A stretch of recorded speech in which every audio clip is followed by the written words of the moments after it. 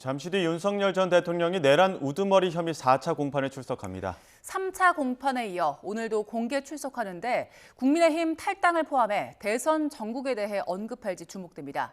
자세한 내용은 현장 최재 기자 연결해서 알아봅니다. 김영수 기자. 네, 서울중앙지방법원입니다. 네, 조금 뒤면 윤 전 대통령 법원에 출석하죠? 네, 잠시 뒤 10시 15분부터 윤석열 전 대통령의 내란 우두머리 혐의 4차 공판이 열립니다.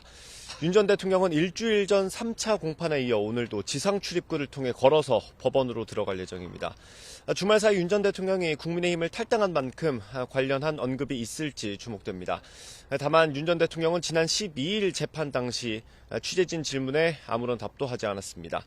법원은 오늘도 일부 출입구를 폐쇄하는 등 보안 조치를 강화하고 있습니다. 또 오늘 자정까지 소송 당사자나 소송 대리인을 포함해 일반 차량의 법원 출입은 전면 금지되고 보안 검색도 더 자세히 진행될 방침입니다. 네, 오늘 재판에서는 어떤 내용이 다뤄질까요? 오늘 윤 전 대통령 재판에서는 지난해 비상계엄 당시 이루어진 국회 봉쇄와 관련한 증인신문이 이루어질 전망입니다.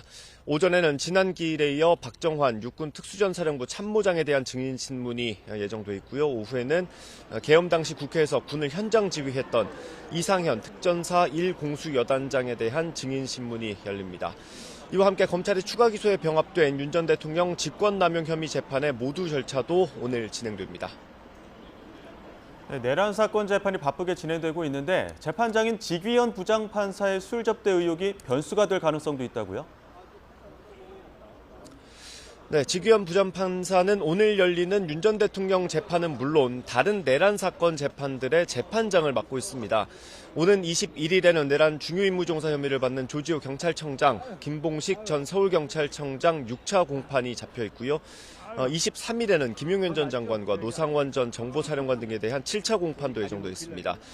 중요도가 큰 사건인 만큼 숨가쁘게 재판이 진행 중인데 민주당이 제기한 지 부장판사의 술 접대 의혹이 변수가 될 수 있습니다. 진행 중인 대법원 윤리감사관실의 조사에서 의혹이 확인될 경우 지 부장판사가 속한 서울중앙지방법원 법원장이 사건을 재배당할 가능성이 있기 때문입니다. 재판부가 바뀌면 갱신 절차를 거쳐야 하는 만큼 내란 사건들의 1심 결론도 늦어질 수 있습니다.